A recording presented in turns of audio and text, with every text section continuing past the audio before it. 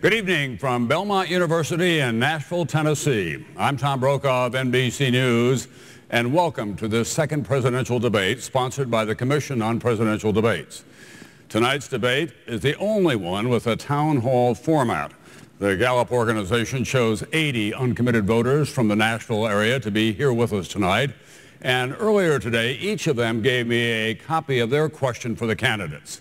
From all of these questions and from tens of thousands submitted online, I have selected a long list of excellent questions on domestic and foreign policy. Neither the commission nor the candidates have seen the questions, and although we won't be able to get to all of them tonight, we should have a wide-ranging discussion 1 month before the election. Each candidate will have 2 minutes to respond to a common question, and there will be a 1-minute follow-up. The audience here in the hall has agreed to be polite and attentive, no cheering or outbursts. Those of you at home, of course, are not so constrained. The only exception in the hall is right now, as it is my privilege to introduce the candidates, Senator Barack Obama of Illinois and Senator John McCain of Arizona. Gentlemen.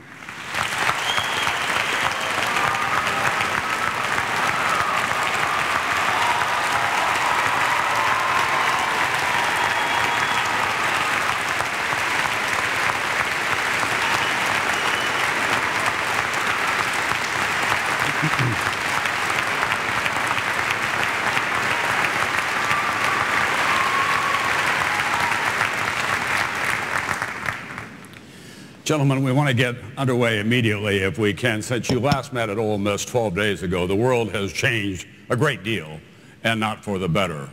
We still don't know where the bottom is at this time. As you might expect, many of the questions that we have from here in the hall tonight and from online have to do with the American economy and, in fact, with global economic conditions. I understand that you flipped a coin, and Senator Obama, you'll begin tonight. And we're going to have our first question from over here in Section A, from Alan Schaefer. Alan? With the economy on the downturn and retired and older citizens and workers losing their incomes, what's the fastest, most positive solution to bail these people out of the economic ruin?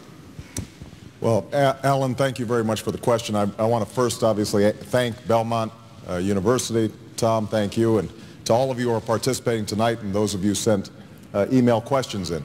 I think everybody knows now we are in the worst financial crisis since the Great Depression.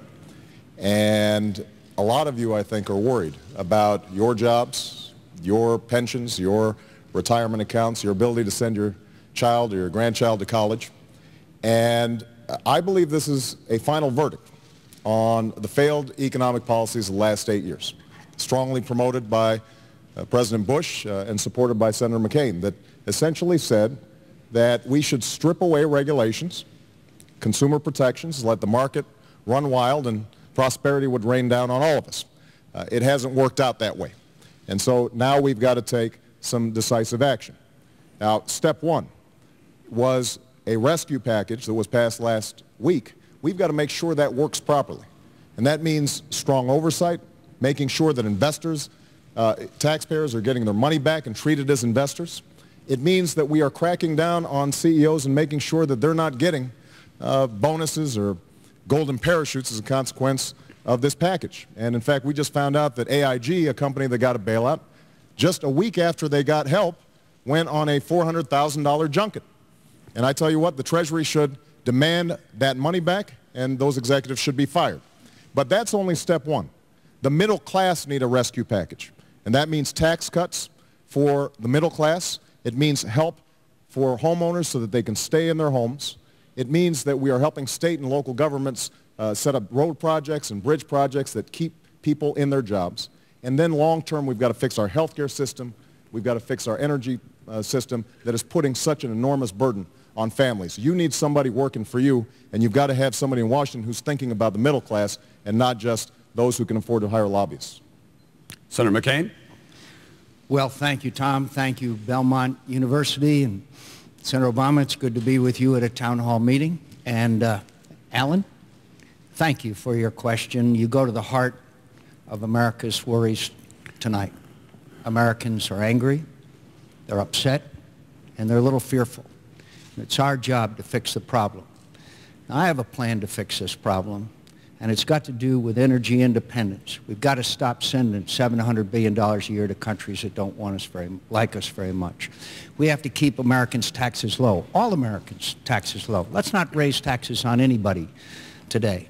We obviously have to stop the spending spree that's going on in Washington. Do you know that we've laid a $10 trillion debt on these young Americans who are here with us tonight? $500 billion of it we owe to China. We've got to have a package of reforms, and it's got to lead to reform, prosperity, and peace in the world. And I think that this problem has become so severe, as you know, that we're going to have to do something about home values. You know that home values of retirees continues to decline, and people are no longer able to afford their mortgage payments. As President of the United States, Alan, I would order the Secretary of the Treasury to immediately buy up the bad home loan mortgages in America and renegotiate at the new value of those homes, at the diminished value of those homes, and let people be able to make those payments and stay in their homes. Is it expensive? Yes. But we all know, my friends, until we stabilize home values in America, we're never going to start turning around and creating jobs and fixing our economy. And we've got to give some trust and confidence back to America.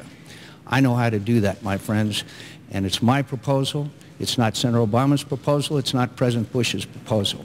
But I know how to get America working again, restore our economy, and take care of working Americans. Thank you. Senator, we have 1 minute for a discussion here. Obviously, the powers of the Treasury Secretary have been greatly expanded. The most powerful officer in the cabinet now. Hank Paulson says he won't stay on. Who do you have in mind to appoint to that very important post? Senator McCain? Not you, Tom. No, with good reason. You know, that's a tough question, and there's a lot of qualified Americans. But I think the first criteria, Tom, would have to be somebody who immediately Americans identify with. Immediately say, we can trust that individual. Supporter of Senator Obama's is Warren Buffett. He's already weighed in and helped stabilize some of the difficulties in the markets and with companies and corporations, institutions today. I like Meg Whitman. She knows what it's like to be out there in the marketplace. She knows how to create jobs. Meg Whitman was a CEO of a company that started with 12 people and is now 1.3 million people in America make their living off eBay. Maybe somebody here has done a little business with them. But the point is, it's going to have to be somebody who inspires trust and confidence. Because the problem in America today, to a large extent, Tom, is that we don't have trust and confidence in our institutions because of the corruption on Wall Street and the greed and excess and the cronyism in Washington, D.C. All right. Senator McCain, Senator Obama, who do you have in mind for Treasury Secretary? Well, Warren would be a pretty good choice, Warren Buffett, and I'm pleased to have his support, but there are other folks out there. The key is making sure that the next Treasury Secretary understands that it's not enough just to help those at the top. Prosperity is not just going to trickle down. We've got to help the middle class. And we've, Senator McCain and I have some fundamental disagreements on the economy, starting with Senator McCain's statement earlier that he thought the fundamentals of the economy were sound. Part of the problem here is that for many of you, wages and incomes have flatlined. For many of you, it is getting harder and harder to save, harder and harder to retire. And that's why, for example, on tax policy, what I want to do is provide a middle-class tax cut to 95% of working Americans, those who are working 2 jobs, people who are not spending enough time with their kids because they are struggling to make ends meet. Senator McCain is right that we've got to stabilize housing prices, but underlying that is loss of jobs and loss of income. That's something that the next Treasury Secretary is going to have to work on. Senator Obama, thank you very much. May I remind both of you, if I can, that we're operating under rules that you signed off on, and when we have a discussion, it really is to be confined within about a minute or so. We're going to go now, Senator McCain, to the next question for you from the hall here, and it comes from Oliver Clark, who is over here in Section F. Oliver?